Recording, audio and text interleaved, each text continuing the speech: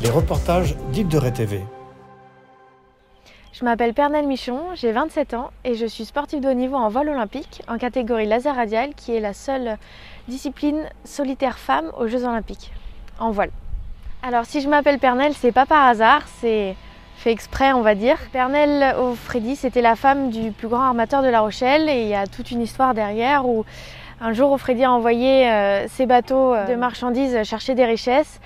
Et ces bateaux sont pas revenus tout de suite et en fait avec sa femme Pernelle ils sont devenus pauvres et donc ils ont été dans la cour des pauvres, ont vécu avec eux. Pernelle l'a suivi et un jour, 3 ans plus tard je crois, les bateaux sont revenus avec toutes les richesses et donc ils sont devenus les armateurs les plus riches de La Rochelle et suite à ça ils ont créé un hôpital pour les pauvres et un orphelinat et aujourd'hui il y a une rue Pernelle à La Rochelle et la clinique, enfin la maternité s'appelle aussi Pernelle Aufredi. Ça montre l'implantation de ma famille dans la région et l'importance de ce prénom pour moi et pour ma famille. Aujourd'hui, si je fais de la voile, c'est pas non plus par hasard. Je suis issue d'une famille de marins, notamment du côté de mon papa, qui est la personne qui m'a mis en premier sur un optimiste, sur le bassin à côté du Fier d'Ars. C'est là où j'ai fait mes premiers bords en optimiste. Et c'est dans le Fier d'Ars que j'ai vraiment appris tout le début de la voile. Donc mon papa, lui, a appris à naviguer à La Rochelle. Et il a eu une carrière en voile aussi similaire à la mienne en termes de niveau. Et lui, il s'est aujourd'hui tourné notamment vers l'arbitrage. Et il a été arbitre aux Jeux Olympiques depuis les Jeux d'Athènes en 2004. Toute la famille l'a accompagné à Athènes cette année-là. Et ça a été un moment assez important pour moi. Parce qu'avec le recul, quelques années plus tard, je me suis dit et pourquoi pas moi? Par exemple, je prends un exemple tout simple, mais j'ai vu la première médaille de Laure Manodou en natation. Et quelques années plus tard, quand je me suis rendu compte que moi aussi, je pouvais éventuellement avoir ce genre d'expérience, réitérer une médaille pour la France dans ma discipline et que c'était possible pour moi, ça a été un réel déclencheur pour l'amorce de mon projet olympique en fait. Entretien avec Pernelle Michon. Mon parcours de haut niveau, il commence vraiment en 2013, je dirais, où là, je réalise que les Jeux Olympiques, ça peut être aussi un objectif pour moi. Et c'est aussi l'année où je vis ma première grosse blessure au genou, qui nécessite une opération et 6 mois d'arrêt derrière. Et donc là, on est déjà dans la préparation olympique pour les Jeux de Rio 2016. Et même si ça va être compliqué pour moi de jouer la sélection à 100%, je décide juste après mon opération de tout mettre en place pour revenir et apprendre le maximum pour préparer ensuite la préparation pour les Jeux Olympiques de Tokyo en 2020. Au cours de ma préparation pour les Jeux Olympiques de Tokyo 2020, j'ai effectué un gros changement dans ma préparation où d'abord j'étais dans un fonctionnement fédéral les 2 premières années, donc 2017 et 2018. Et au bout de ces 2 années, les performances elles ne suivaient pas et j'ai dû vraiment remettre en question tout ce fonctionnement et les choix qui m'amenaient en fait à fonctionner comme ça. Et j'ai entre guillemets privatisé mon mode de fonctionnement et je suis devenue plus entrepreneur en changeant la préparation physique, la préparation mentale, mon mode de fonctionnement. J'ai été m'entraîner avec des groupes d'étrangères notamment. Donc tout ça sans être en conflit non plus avec la fédération, c'était juste un choix personnel de fonctionnement.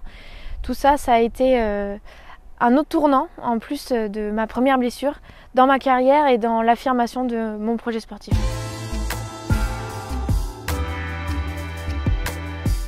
Alors, pour préparer la qualification aux Jeux de Tokyo 2020 qui se déroulait en Australie sur le championnat du monde en février 2020 justement, j'ai décidé de partir 3 mois en Australie, m'entraîner sur ce plan d'eau et naviguer plus de 20 jours par mois sur ce plan d'eau justement. Ça c'est un volume d'entraînement assez intense sur un mois entier, additionné à de la préparation physique avec à peu près 5 séances par semaine. Alors ce championnat du monde avait très bien commencé et c'est mal terminé sur la dernière journée notamment où je perds la qualification sur des erreurs que j'ai commises. Et suite à ça, je suis rentrée en France, on a été confinés, il y a eu le Covid, les Jeux Olympiques ont été reportés, les sélections n'ont pas été renouvelées. Et ça a été le moment pour moi donc de terminer mes études, de prendre du recul, de faire une petite pause et aujourd'hui d'être sereine dans ma nouvelle préparation olympique pour les Jeux de Paris 2024.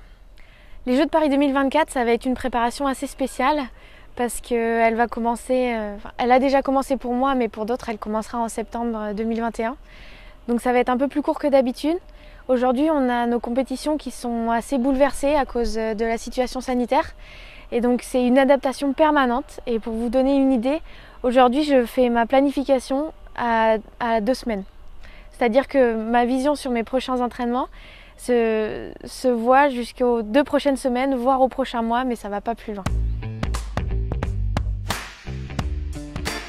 Les reportages d'Île de Ré TV. Alors ma vie de sportive de haut niveau, en plus de l'entraînement physique et sur l'eau, c'est aussi gérer toute la logistique des déplacements, louer les maisons où je vais dormir, prendre les billets d'avion, les meilleurs billets d'avion pour se déplacer, conduire le camion avec les bateaux derrière.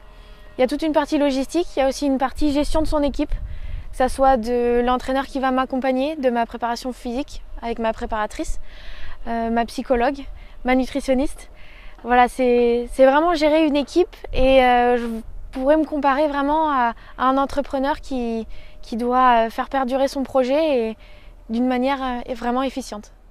L'importance de la préparation mentale dans le sport de haut niveau et dans la vie en général aussi, et d'où l'importance de ma relation avec ma psychologue, c'est d'avancer moi en tant que personne et en tant qu'athlète sur les freins à ma performance et tout ce qui peut m'empêcher d'être la meilleure version de moi-même en fait. Donc ça c'est un travail en fait quotidien parce qu'il y a des nouvelles choses qui arrivent tous les jours et des blocages aussi sur lesquels il faut travailler. Et je dirais que ça aujourd'hui quand on est athlète de haut niveau et qu'on joue même à partir du top 20 mondial, on est toutes très fortes physiquement, très fortes techniquement, très fortes tactiquement, stratégiquement. Mais la différence c'est vraiment dans la tête et ce qui fait qu'on va jouer le meilleur coup ou naviguer plus libéré pour donner le meilleur de nous-mêmes et c'est ça qui fait gagner en fait. Île de Ré TV, la Web TV de l'Île de Ré. Cette préparation psychologique pour les Jeux de Paris 2024, alors voilà, être la meilleure version de moi-même, mais aussi trouver le meilleur équilibre de vie avec un emploi à côté de mon projet sportif et en fait gérer tous ces aspects de ma carrière et de mon double projet, professionnel, sportif et en fait on peut dire triple projet parce que il y a aussi le projet personnel avancé dans ma vie en tant que femme. Mon cercle privé, ma famille, mes amis, mon compagnon, c'est aussi une clé dans ma performance parce que être soutenu, surtout dans ce type de projet où on est assez indépendant et où on gère beaucoup de choses seul, il faut savoir que je me déplace la majorité du temps seule, c'est vraiment, je dirais, un des facteurs clés de la performance parce que ça répond à un équilibre de vie justement dans ce triple projet et là c'est du côté du projet personnel. Île de Ré TV, un médium du groupe Île de Ré Communication. Une des particularités de mon caractère et ce qui aussi rend mon projet assez spécial, c'est ma capacité de résilience, se relever après une grosse blessure, se relever après un échec, se relever et se remettre en question, changer de fonctionnement. Et je dirais que ça, c'est spécifique à moi. C'est aussi quelque chose de très fréquent chez les sportifs de haut niveau, cette capacité à rebondir. Et j'espère que dans le futur, ça me servira aussi dans ma vie professionnelle et dans ma vie personnelle. Parce qu'en fait, c'est aussi une école de la vie, le sport de haut niveau. Une autre spécificité de ma personne en tant qu'athlète, c'est que on ne peut pas forcément dire que je sois prédisposée à faire un sport individuel parce que je suis quelqu'un d'assez ouvert et je dirais de social. Et en fait, ça fonctionne très bien, moi, sur un équipage, que ça soit à la barre, gérer l'équipage de devant ou être à la grand voile, tactique et stratégie. Et donc, je dirais que ça fait de moi une navigatrice assez complète et pas forcément le loup de mer solitaire qu'on peut avoir en image quand on parle d'un marin ou d'une navigatrice.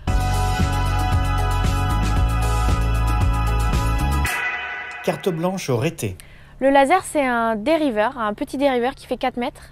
J'ai une voile qui fait 5,7 mètres carrés, donc c'est assez petit. Et j'ai une sangle au milieu de mon bateau sur laquelle je fais du rappel. C'est-à-dire que mes pieds sont sous la sangle et mon corps est sorti avec le bout du bateau, c'est-à-dire qu'on appelle le liston, sous mes cuisses. Et en fait, pour contrer la force du vent dans la voile pour que mon bateau ne se retourne pas, en fait, je fais du rappel et ça permet d'équilibrer les forces et de faire avancer mon bateau. La particularité de cette série, c'est que c'est une monotypie, c'est-à-dire qu'on a tous le même matériel sur toutes les régates et notamment sur les Jeux Olympiques où personne ne choisit quel bateau elle va prendre. Et c'est pour ça que ça rend en fait le jeu encore plus serré. C'est qu'on ne peut pas faire d'amélioration énorme sur nos bateaux, on ne peut pas tricher, c'est une jauge fermée. Et ce qui fait la différence, c'est l'athlète lui-même, le physique, le technique, la tactique et stratégie et le mental. Île de Ré TV, l'actualité rétaise. Alors au niveau de l'équilibre financier de mon projet sportif, c'est une question assez compliquée. Parce qu'aujourd'hui j'ai quelques petites ressources des institutions mais qui ne suffisent pas à financer une vraie saison. Notamment comme je l'amène. Donc c'est vrai que le soutien de mes parents est vraiment incontestable. Et aujourd'hui, je dois trouver un emploi aménagé, une convention qui s'appelle CIP, Convention d'insertion professionnelle, pour me permettre d'avoir un emploi à côté, d'assurer mon projet professionnel et sportif et d'assurer cet équilibre financier. Et aujourd'hui, le plus gros du travail, et ce dont je n'ai peut-être pas parlé avant, c'est la recherche de partenaires qui est assez compliquée. Surtout en ces temps de Covid. Et je pense que la recherche de partenaires, c'est surtout une rencontre entre deux personnes qui souhaitent vivre une aventure ensemble. Et c'est vrai qu'aujourd'hui, un partenaire qui pourrait m'accompagner vers ces Jeux de Paris 2024, ça serait quelque chose d'assez incroyable et qui, je pense, serait un des facteurs déterminants de ma performance. La particularité de mon entraînement, même si je suis rattachée au pôle France Voile de La Rochelle, je m'entraîne la majorité du temps à l'étranger, avec des groupes d'entraînement d'étrangères justement. Et pour vous donner un exemple, je pars lundi commencer une session d'entraînement de 20 jours avec des partenaires d'entraînement étrangers. Aujourd'hui, je projette ma carrière sportive jusqu'à Paris 2024, parce que nous, les athlètes, on fonctionne vraiment par cycle olympique de 4 ans. Aujourd'hui, mon ambition, c'est vraiment la performance sur ces Jeux Olympiques. Je rêve d'une médaille toutes les nuits, c'est pas pour rien.